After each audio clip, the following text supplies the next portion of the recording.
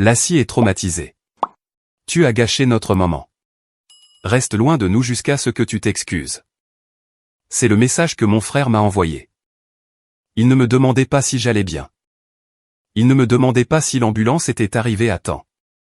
Il était en colère que ma blessure ait gâché l'humeur de sa fiancée. J'ai regardé l'infirmière recoudre la coupure sur mon front. Puis j'ai regardé le téléphone. Je n'ai pas argumenté. Je n'ai pas demandé comment il pouvait être si cruel. Puis j'ai changé d'application. J'ai trouvé la chaîne de courriel de la société de titres, celle marquée « Prêt à conclure ». Le responsable de prêt, les agents immobiliers et les avocats y étaient tous en copie. Je n'ai pas écrit une longue histoire. J'ai simplement joint mes papiers de sortie des urgences et j'ai cliqué sur « Répondre à tous » pour qu'ils comprennent pourquoi j'avais fait échouer l'affaire.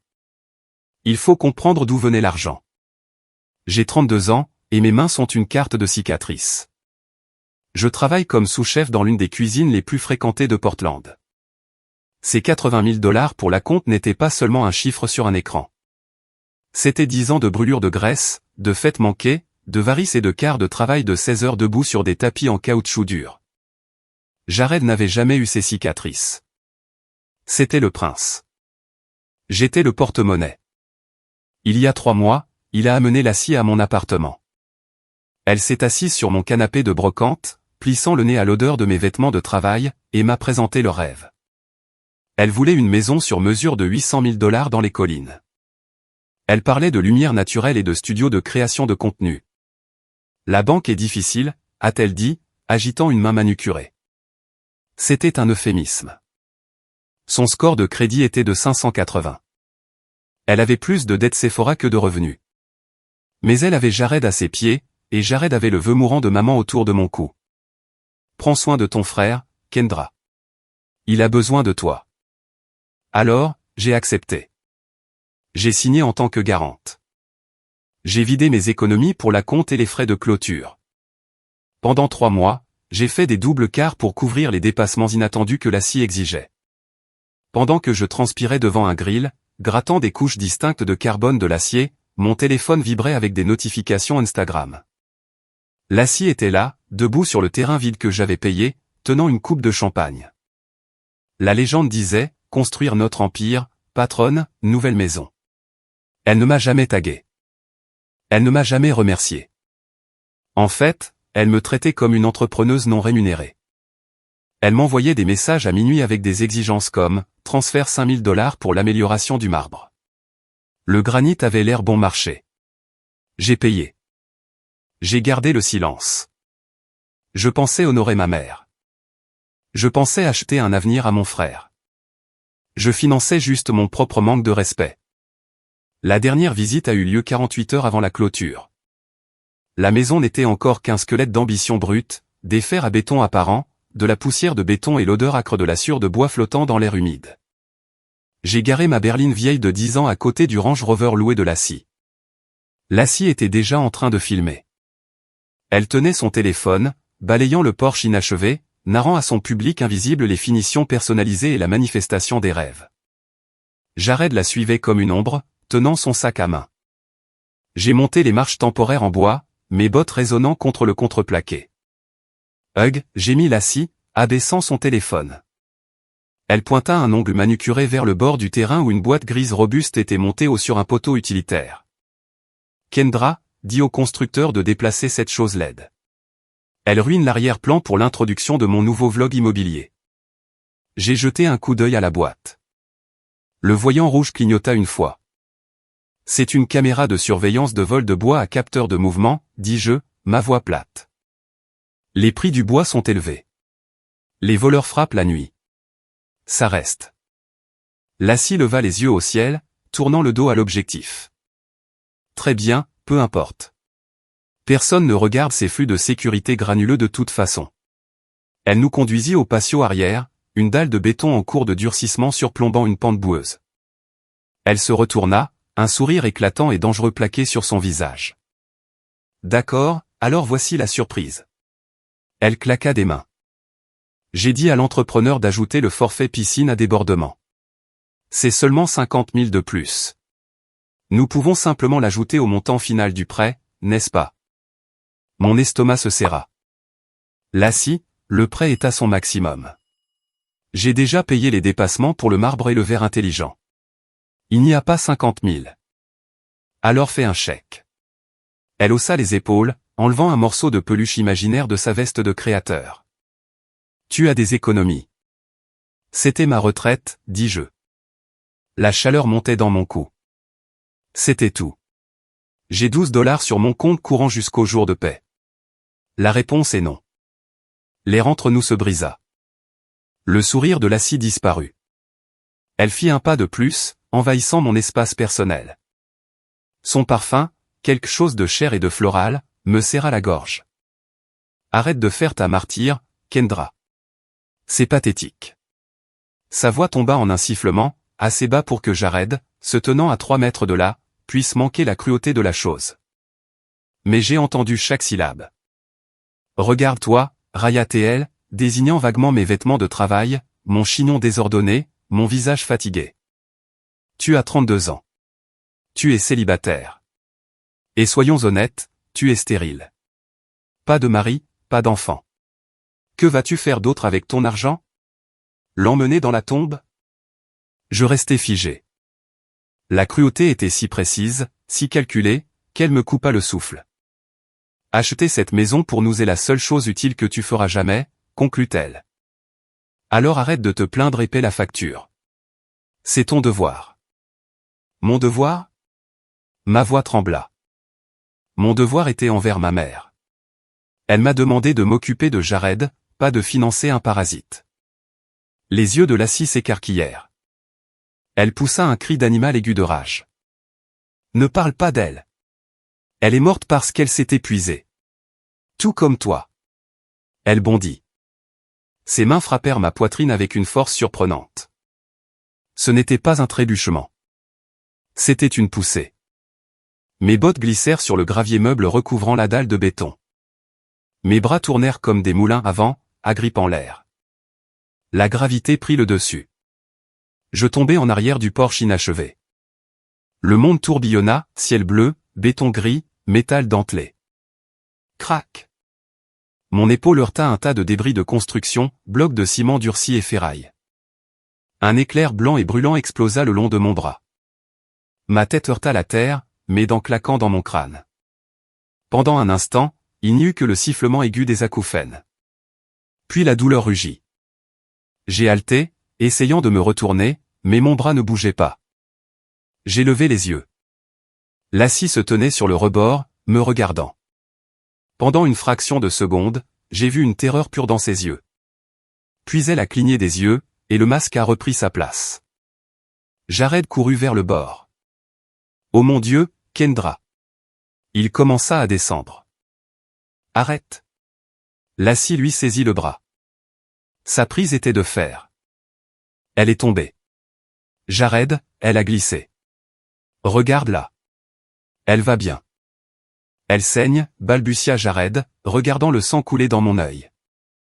Elle fait du cinéma, claqua Lassie, le tirant vers la voiture. On s'en va.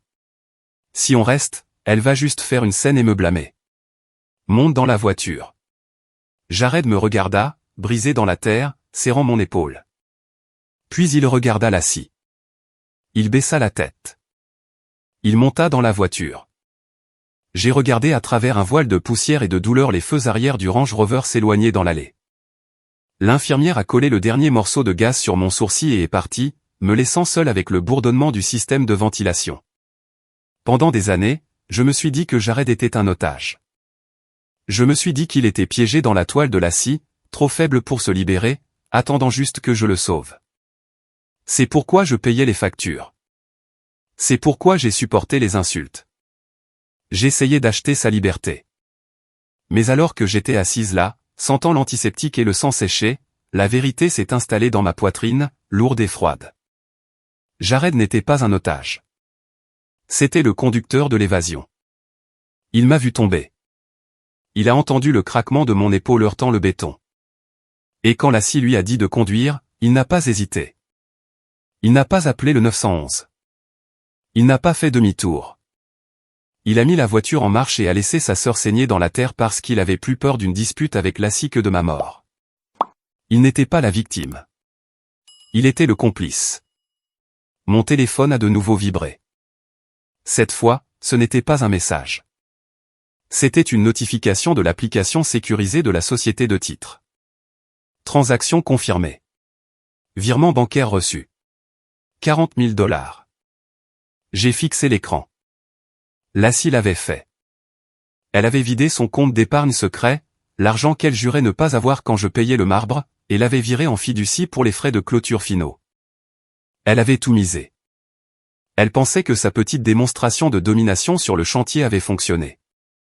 Elle pensait que j'étais soumise, silencieuse et prête à signer les papiers demain matin. Elle pensait qu'elle avait gagné. J'ai regardé les documents que le médecin avait laissés sur mes genoux. Instruction de sortie. Le diagnostic était imprimé en gras et en noir, commotion cérébrale de grade 3. Séparation de l'articulation acromio-claviculaire. Restriction de levage, 0 kg. Statut de travail, incapable. Rétablissement estimé, 6 mois. Je suis sous-chef. Si je ne peux pas soulever une poêle, je ne peux pas travailler. Si je ne peux pas travailler, je n'ai pas de revenus. Et dans le monde du prêt hypothécaire, c'est ce qu'on appelle un changement matériel défavorable.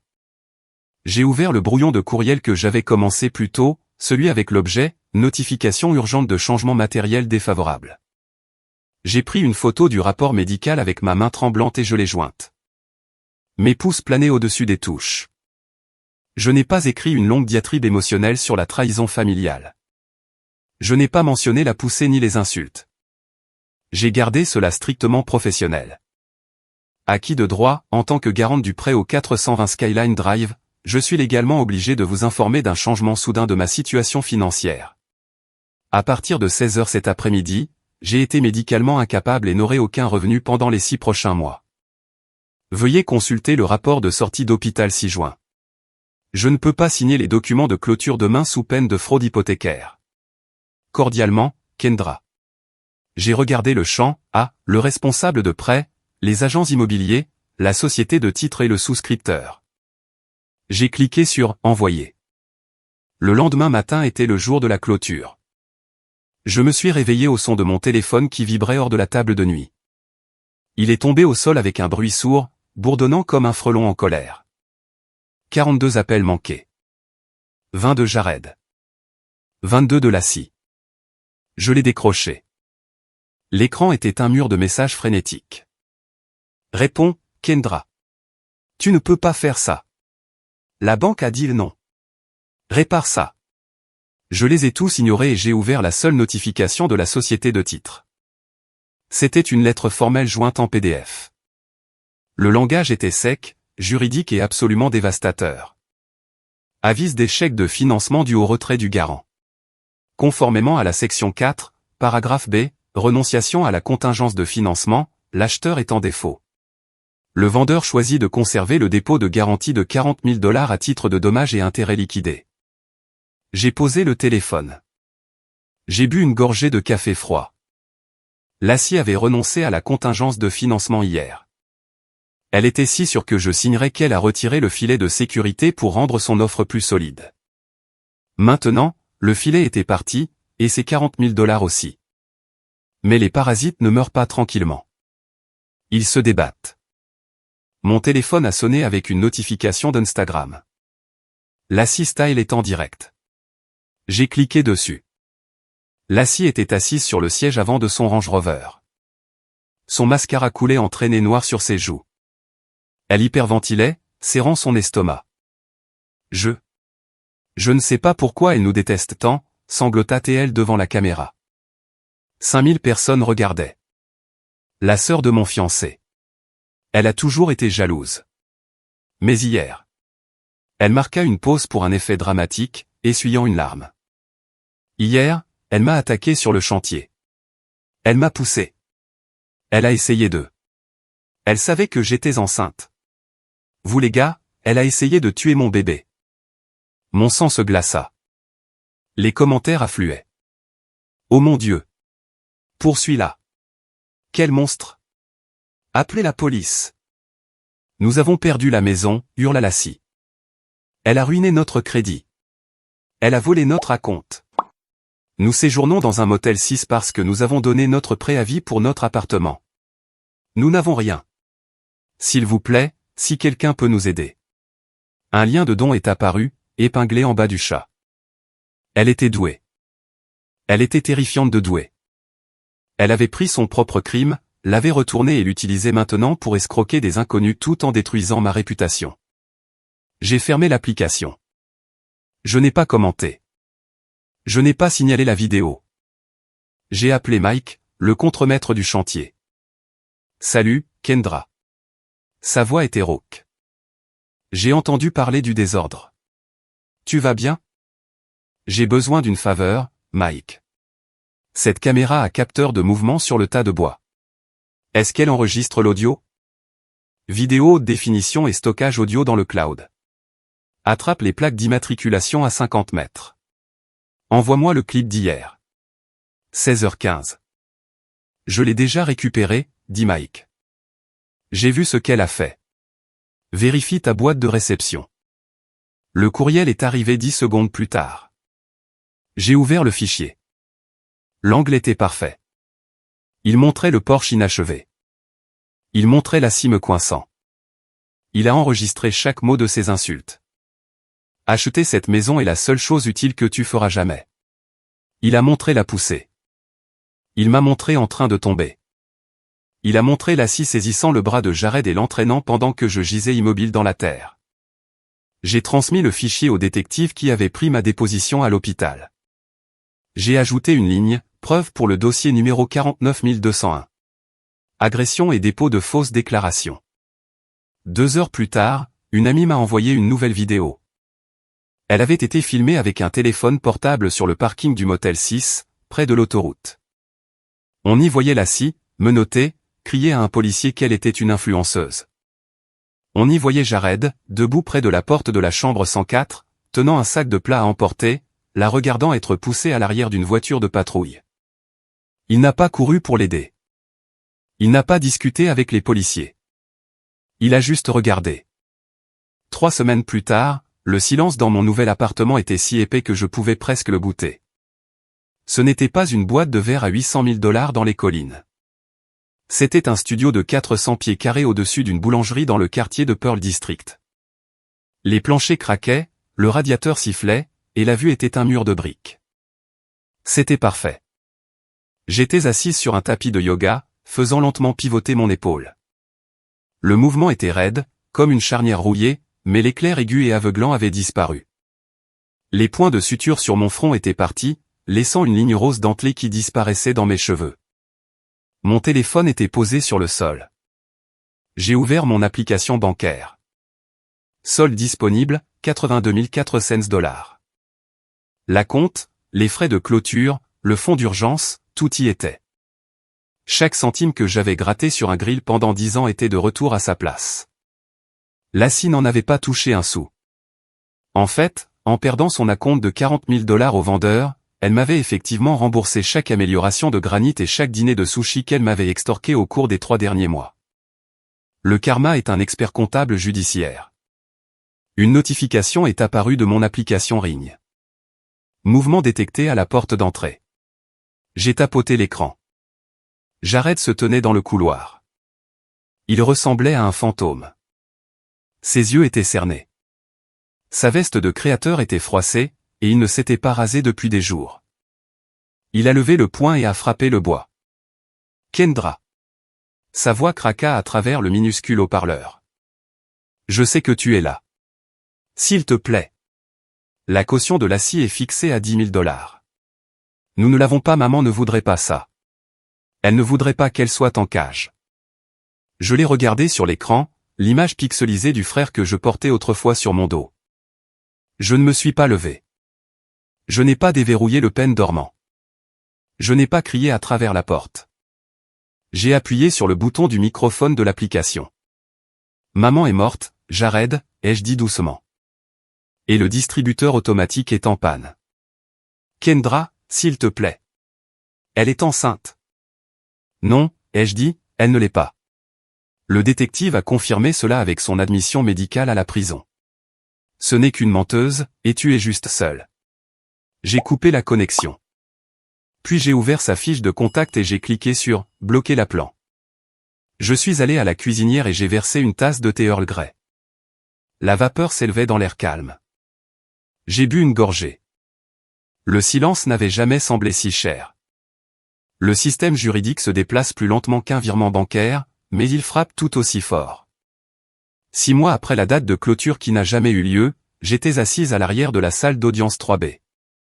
J'ai regardé la scie se tenir devant le juge Mercey. Elle ne portait pas de lunettes de soleil de créateur ni ne tenait de coupe de champagne. Elle portait une combinaison orange qui contrastait horriblement avec son teint.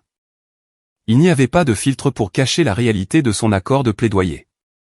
Les accusations étaient d'agression aggravée et de dépôt de faux rapports de police. Le juge l'a condamnée à 18 mois dans l'établissement correctionnel du comté, suivi de 3 ans de probation supervisée. Le tribunal a également ordonné une restitution de 12 400 $ pour mes frais médicaux et mes pertes de salaire.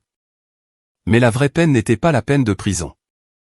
C'était le cratère financier qu'elle s'était creusé, car le vendeur avait légalement conservé son dépôt de 40 000 $, et ses frais juridiques avaient épuisé tout le crédit qui lui restait. Lassie Style est entré en détention avec une valeur nette de moins 60 000 $. Sa voiture a été saisie. Sa marque était radioactive.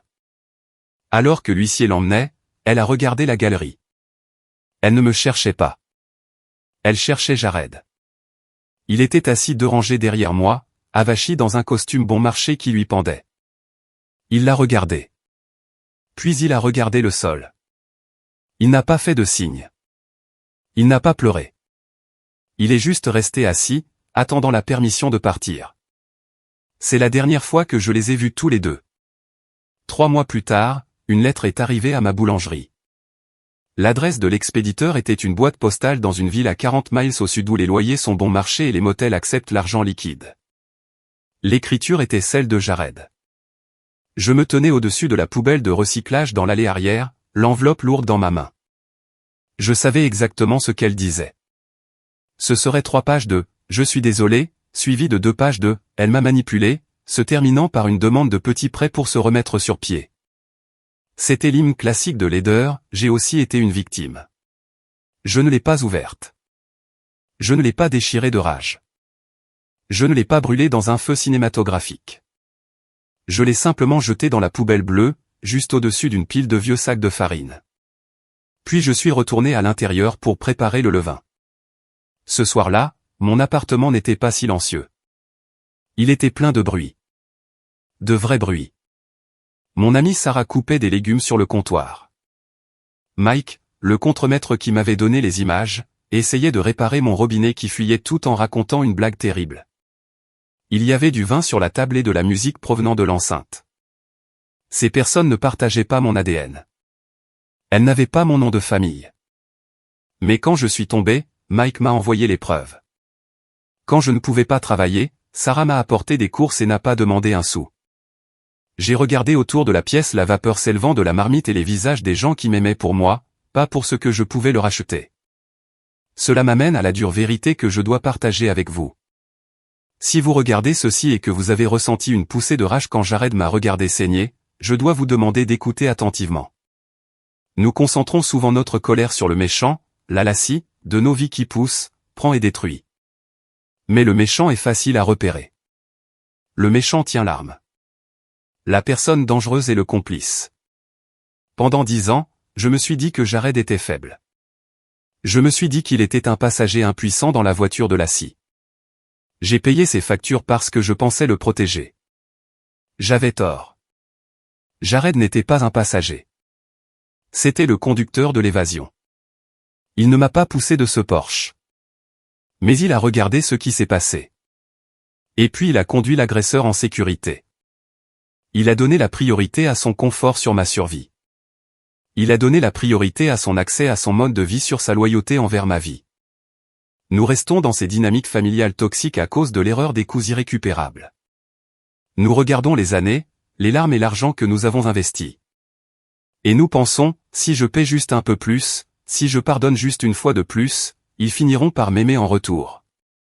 Vous ne payez pas pour l'amour. Vous payez pour une place au premier rang de votre propre manque de respect. Alors, voici les 3 règles que je suis maintenant. Je les ai achetées avec une épaule luxée et une cicatrice sur le front. Donc, vous pouvez les avoir gratuitement. Règle numéro 1, l'accès est un privilège, pas un droit ADN. Partager une lignée sanguine n'accorde à personne l'immunité contre les conséquences. Si un étranger vous traitait comme votre famille vous traite, vous appelleriez la police.